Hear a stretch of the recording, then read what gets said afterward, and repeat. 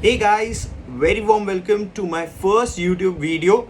In this channel, I'm going to come up with very interesting topics, and like I have promised, it is going to be about finance and lifestyle. Also, in this video, I'm going to start with the basic topics such as goods and services, income and expenses, and more. So, to know more, let us begin. Here, firstly, let us ask ourselves this one question: what are goods and services?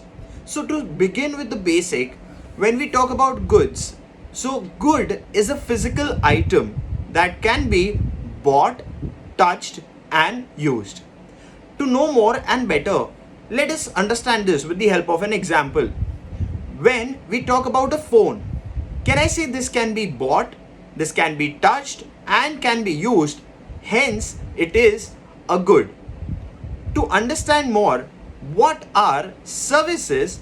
Services are a simple act done for the people in exchange of money. Example, when a Zomato guy delivers the food to you, here he charges you this delivery fees and delivers the food. This act is called as services. Understand that to buy these goods and services and to utilize and optimize these things, you need money. And how do you get money? With the help of certain different sources of income. So, what are income, or what is income? Now, income, my dear friends, is money received by an individual or by a business for giving out these goods or services. Fair? Let us understand this with the help of an example. So, a man working in a company giving his services is given a certain salary. Such salary is a form of income. Guys, post income, one has to monitor its expenses, because we need to understand that what expenses actually are and how to manage them. So when I talk about expenses, expense is the money that you spend while you want to buy those goods and services. Like for example, me going into a grocery store and buying all the vegetables for the week. Now this is a form of an expense where the money goes out of the pocket and goods or services in that case comes to us. We further understand that income and expenses, like I said, are very important aspect for buying those goods and services. But one needs to know that expenses are of different types, namely four different type of expenses. The first one being fixed expenses. It is that form of expense, my dear friends, which is fixed. It won't change irrespective of any difference in the day-to-day activity. Like for example, the house rent that you pay or the electricity bill that you pay. See, a fan working in a bedroom will have the same amount of unit burn even if there are 10 people sitting in a room, or even if there is one person or no person at all. We understand along with these fixed expenses the second expense or the second type, which is variable expense. Now when I talk about variable expenses, it changes from time to time. It changes due to the change in the surroundings. Like for example, the groceries. Now instead of 5 people, if there are 10 of them, can I say the bill of the groceries will increase? Still, even if they are staying in the same house, using the same electricity, the electricity bill will remain same. That is, it is fixed. But groceries bill will change because the intake of the food will change. So my dear friends, the other two type of expenses are firstly periodic expenses. Now when I talk about periodic expense, it means that any expense which occurs after a specific period of time. Let's say, with the help of an example, a car servicing or maybe a gift. Now when I talk about car servicing, can I say it occurs after every quarter or maybe after every 4 months? Whereas when we talk about gifts, it is simple to understand. that it might be certain anniversary, which is annual basis, maybe a birthday again. So it is an expense which occurs after every specific fixed period of time.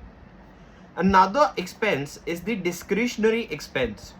Now, when I talk about discretionary expenses, it simply means that I have the control over these expenses. I am the one who is going to make the decision whether I really want to do this. So is it mandatory? Is it compulsory? Is it very essential for my survival? Answer is no. Can be avoided? Yes. Like for example, we talk about a vacation. You don't really need a vacation to survive. Okay, it is what you like to do, it is what you want to do, but not really a piece of survival. We further understand that for every management of finance, see, just having money is not going to make you rich. You need the rightful financial IQ. And when I talk about financial IQ, you might wonder, what does that even mean? We have heard about IQ, mindset, and a lot more. But what is financial IQ? Intelligence and the knowledge about the management, that is obtaining, saving, and spending money at the rightful places, is a part of financial IQ. Now, there must be an example around you that a person might be making 1 lakh rupee a month and still be poor. But there might be a person who would be making 50,000 a month and doing way better compared to the other one. What is the difference between the two? It is their financial IQ. That is, ways of obtaining money, spending, and saving. These are the 3 essential elements to work upon your financial IQ. Now, the surprising or the most interesting part about it, that you can learn these IQs. That is, you can improvise on these IQs by working on yourself. So, my dear friends, financial IQ will help you to become rich, but for that you need both, that is, money and financial IQ at the same time. Implementing your IQ to the money that you make will make you rich. We understand that the basic formula, if implemented rightfully, will go a long way. Firstly, let us say that income minus savings. Now, usually we make the income, we spend income minus expense, and then we get as savings. The approach should be the other way around. Income minus savings should give you expenses. So save first, spend later. So it should not be the remainder that comes to the saving, but it should be the remainder that should go to the expenses, helping you to achieve your financial goals. Guys, to understand this better, why not start from the very inception? So, talking about the history and the times where trade used to take place, there used to be a unique method which is even prevalent in today's time. The name is barter system. Now, when I talk about barter system, it was a simple process and a method where one used to give a certain good to another in return of another good.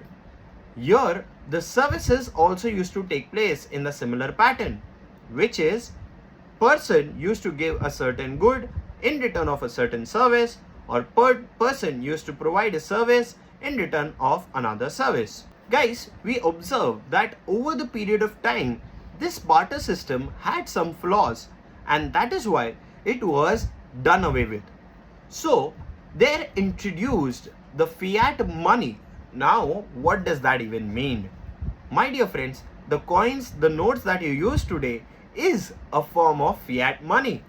Fiat money is the bank notes and coins which we use for trades. Because the government says so, it has a value and we have the faith in our government. For a matter of fact, US dollar is the most utilized fiat currency throughout the world. Now, my dear friends, when we talk about currencies, one of the most interesting currency that has evolved, we all would be very interested to know that how this thing really started.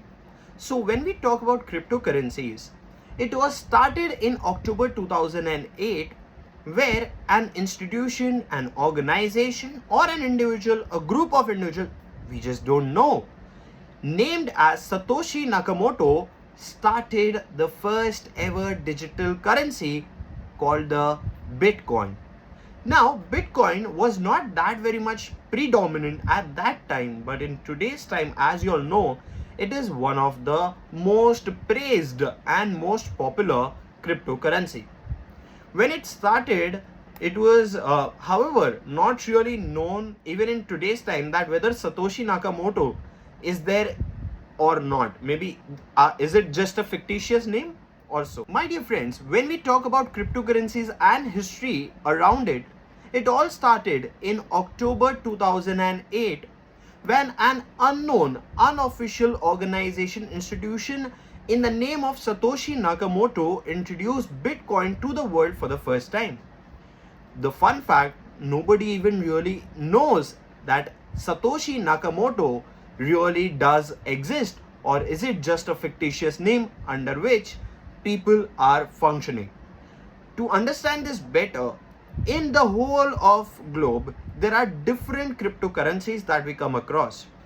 Bitcoin being the largest circulated or you could say the most popular cryptocurrency. When we talk about the different cryptocurrencies throughout the world, Bitcoin is the largest one, followed by Ethereum, Ripple, Bitcoin Lit, and more. We understand that cryptocurrencies are digital tokens, as we know, but it does not really have a value of its own, and it can be created by use of a technology called blockchain at any given point of time. And that is why in today's time there are more than 1,300 cryptocurrencies, and you might never know, tomorrow someone might come up with a new one. So my dear friends, if you surely like the video, please make sure that you hit the like, share and subscribe button. To learn more, to earn more, we need to learn more. Bye bye. Thank you.